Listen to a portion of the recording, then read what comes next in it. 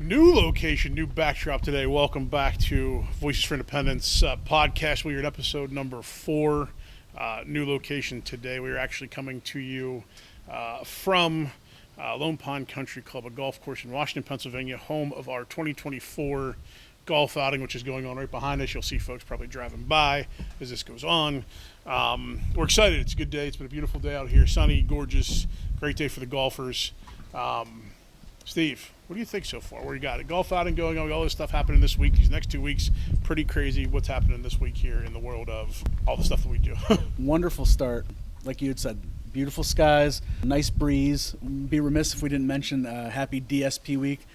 Direct Sport Professionals Week. Professionals, way to go. Thank you so much for all you do. All of our dedicated caregivers, we couldn't do this without you, so thank you so much for your hard work. Last episode, we had a really good show. We were able to talk with Rick Hoffman, who is our Director of Home Mods. We were able to talk to the Marys, as we've so recently named them, Mary Hoffman and Mary Ellen Lieb, who run Inspire. Great show, great opportunity. Steve, what'd you think about that show? What was your takeaways from listening to the Marys and listening to Rick talk about life of VFI as well as Inspire? It was really great just because of the fact that not only did we get that insight from both Marys at Inspire into the history of the organization, how they came to be and flourish and grow into a theater troupe, from just kind of like a nighttime class situation at McDowell. And now seeing them take center stage at the Warner. Again, I know we've talked about this ad nauseum, but we're going to be beating you over the head with it here in the next week. Yep. We're just over a week out. They're going to be taking center stage at the Warner as part of our 30th anniversary celebration. This is going to be a really special night for us, and hearing the stories from both the Marys and Rick into how this all kind of culminated. If you haven't checked out the 3rd episode, please go check it out. Like and share. Make sure you follow us on all platforms. We're on Spotify, we're on YouTube, we post it up on Facebook. Check it out. It really gives kind of an in-depth look at how things came to be behind the scenes before we even had an inkling of celebrating the 30th. Really interesting way to approach it. The 30th is going to be a really special night for us. Not only are we going to have games and raffles and 50-50, things like that, we're going to have a great red carpet lobby reception, but we're also going to have a really incredible show for you planned. Yep.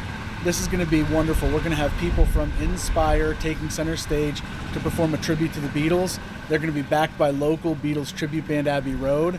You can get your tickets now at erieevents.com, but just go straight to our website. Go to vficil.org, where you can get details on the entire event from top to bottom. We're talking sponsorship opportunities, we're talking ticket sales, and it'll route you right to Erie Events where you can get your tickets today. That's it. We're super excited to bring this on. If you didn't get a chance to listen to the podcast, I hope that you do. One of the really awesome comments was Mary Hoffman talking about, we asked them, what can we do as a fellow nonprofit to help them out? And she directed us to saying, if you've never witnessed what goes on at an Inspire production, you need to see it. There's nothing more amazing, nothing more beautiful than those folks performing on stage, the joy that they feel and everything else that they share with it. I think it's going to be an awesome opportunity. So we're excited. Next Tuesday, the 17th, which today is Monday, so whenever this airs, you'll see that being the case. And then from there, we're working really hard to make sure that we take care of everything on the back end. So please get the tickets. Please come and be a part of it. We're really excited to make that. You don't want to miss it. Everything that we've got going on with the 30th and all the stuff that we've hit on here, we're taking a few minutes today since we're on the golf course to talk about sports. One of the things that I think, as a former athlete myself, which, that's many, many moons ago, I don't look like it anymore, that's for sure. But all the things that have gone on, we're super excited that VFI has a sports passion. You wouldn't think about it. We're an adaptive organization working with folks with disabilities, but we have 2 incredible fitness centers in both of our locations, one in Erie and one in Washington. Steve, what are the official titles of those? Get me straight on this. No problem. In Erie, we have the fitness center that's sponsored by PA Health and Wellness, and we just recently, this last December, opened up the UPMC Health Plan Wellness Center, which is a wonderful facility down in our new Washington office, 42 West Maiden Street. That's it. We are super excited for those. We have great opportunities. One of the biggest things that we're able to talk about is, obviously, we're talking about sports. Really neat connection to what just happened last night, closing ceremonies of the Paralympics. Sure. We got to see some really amazing stuff over the last couple of weeks. I will tell you this, I was floored. Wheelchair rugby, that was a first for me. I've never seen that. I walked into our activity center in Erie a few weeks back, right at the beginning of the Paralympics, and caught it on TV, and I was just floored. And then since then, I've been watching on TV, watched our United States team unfortunately get a silver, but still an amazing accomplishment. It was a bummer. I thought they were going to get gold. But total medal count for this year, 105 total medals, 36 gold for our USA Olympic team, which is really just a proud accomplishment. So excited. Congrats to all of you athletes who have competed. We're proud of you. We think it's an amazing work, and just getting to know that, getting to feel about that, stuff like that. So Steve, what'd you catch on the Paralympics? Did you get to watch any, see anything like that? I was trying to keep up. There was just so much going on. I did see that in cycling and javelin and swimming, there were some world records that got shattered. I also saw that in powerlifting, there were some PRs that got hit. I mean, across the board, everybody was bringing their best, and it was really impressive. I was trying to keep up as best I could. There were so many events. When I key into them, it seemed like there was always something happening that was noteworthy and news-making, and really impressive stuff. Really impressive. We were fortunate to be able to have the chance to watch them. I know they were all over the coverage was everywhere, and there was a ton of coverage, which was awesome to see this year. And we're talking about our facilities and what we do at VFI to training future Olympians, which I hope that they'll come out and be a part of that. We have a great accessible gym that's going to be able to help everybody in any need, any accessibility. Really awesome stuff. We have two amazing trainers, Matt Sabatini, Brian Peterson, in our Erie and Washington office. They've done a great job of just taking care of so many individuals who come through each and every day, and we're just proud of that fact and what has happened. The other thing that we really wanted to hit on this week, obviously in with the Paralympics going on and everything else that's happening and everything that happened, with that, we caught a really good article. You and I were exchanging text messages on a Saturday morning, which I thought was really interesting. ESPN puts out this article about accessibility in pro stadiums, and something that's a little near and dear to our hearts as an organization that works with folks with disabilities. Our goal is to do the best that we can to obviously make that normal, make that everyday, make that something that people are part of everywhere. Accessibility is our goal, to have it normalized so that it's part of everyday culture. Absolutely. And one of the places that sometimes you don't think about that are professional stadiums. You see the seats, we know we have seating, we have a lot of stuff. This article touched on a couple of things, including hidden disabilities, which I thought was very interesting. So we were looking at that article. We thought it was a great written article, bringing attention to something that's not common. But the outside of that too is one of the things that we really were excited about, is we were able to take that and share it on Facebook, because on all of our social media platforms, I guess I shouldn't say just one, it was all of those, but we were able to share that because something that VFI has been able to do in Erie is work with the Erie Insurance Arena, where the Erie Otters play, and the UPMC Park, which is the baseball home stadium of the Erie Seawolves, to help them with accessibility needs, to make sure that those parks were up to code, even more up to code with what it is, so folks with disabilities can join these and have a great time. And that's something that we're passionate about. So we instantly saw this article, thought it was a great idea, tagged a lot of the local sports teams here in Pittsburgh, as well as in Erie, and just kind of said, listen, we want to help. So this is just a little bit of a touch base to kind of put that plea on there is, hey, if you're listening to this and you see this and you're with those organizations, the Pirates, the Penguins, the Steelers, the Wild Things here in Washington, we're not shaming anybody. We're not saying anybody missed anything here. That's not where we're coming from here. What we're coming from is a place of saying, listen, we'd love to help. If there's an opportunity, if you think you're missing something, if you don't know, give us a call, and we would love to sit down and just have a chat and work with you on the best options possible to help fill every accessibility need, so that your place is something that we can help promote and help brandish and help say, listen, these guys got it. They did a great job. We know that. We can verify that. We can celebrate that with you. And we're really just excited about what that potential should be. It could be, we don't know.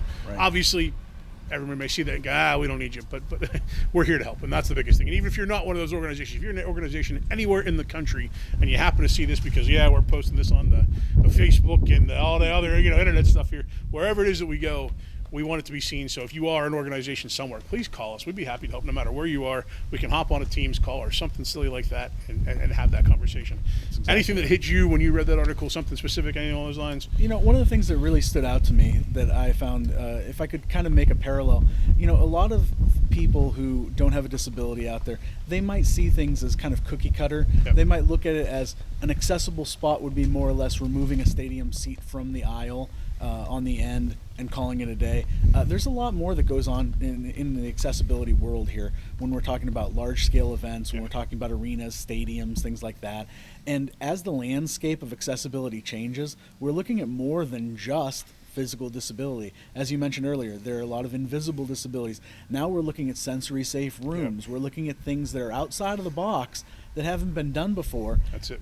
And so it's one of those situations where even if you don't have a disability, or even if you don't know somebody or have a family member with a disability, it's always good to educate yourself, just because you get a better sense of what's going on around you in terms of seeing the landscape of this is what's happening here in the stadium, or that's what this room is for.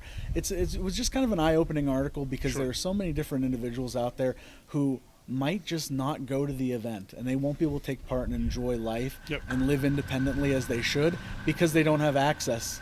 And that's one of the things that Rick really hammered home last time we spoke, was about having equal access for all and how important that is. If you didn't see that third episode, I know we've hit this a couple of times, go back and see this. Rick Hoffman spoke very passionately about not only his background, his life, and his situation, and why he got into this business and what he does so passionately, because of how it affects him personally as well. But he spoke real about it in the sense of knowing that, like, this is real life. This is what happens on a daily basis. And while you and I may experience life a little differently than some of the folks with a disability, he's out there watching them closely, seeing what can be done, and making life easier day by day, step by step, whatever it needs, ramps, widening doorways, putting in special showers, whatever it is, just to make that life normal, because there is a lot of things that aren't normal, unfortunately, in these situations for those folks to do every day-to-day basic items. So Steve, check out Rick Hoffman, what he did, and great work. We appreciate his time with us for sure. And the parallel with the Paralympics too, the fact that these athletes are still performing at the highest possible level, despite having a disability. They are able to compete in these challenges just as you and I would, maybe make some adaptations. That's it. Just as much as these athletes are taking part, we would like spectators to take part as well. So that's it. It is an awesome opportunity to be able to talk about these things, especially being out here on the golf course today. Lots of folks on the golf course today playing, participating. We thank you if you get to watch this episode and you are one of the many who participated, one of the many who sponsored. Thank you for that. Your work and your time here today is going to really special items.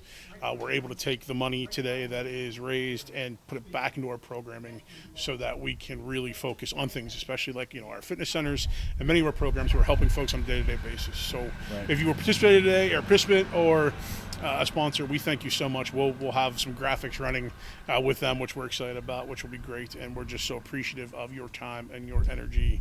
Steve, final thoughts. What do you think? Short one today, but a good one while we're here on the road. This has been a great episode, just in the sense that we're able to get out of the office, we're able to see people that are great supporters of our organization, and kind of shake their hands, thank them for all that they do for us, and then also to kind of turn it around and put it back out there in the podcast world and say thank you to them on a bigger level. Let them know that they're appreciated and valued, and that everything they bring to the table, that we're able to carry that into the 30th. Again, 30th anniversary celebration coming up on the 17th. That's next Tuesday. That's going to be at 6 p.m. at the Warner Theater in downtown Erie. Tickets are available. Go to vficil.org. Get all your information, whether it's tickets, sponsorships, you name it. Everything's available there. Yep.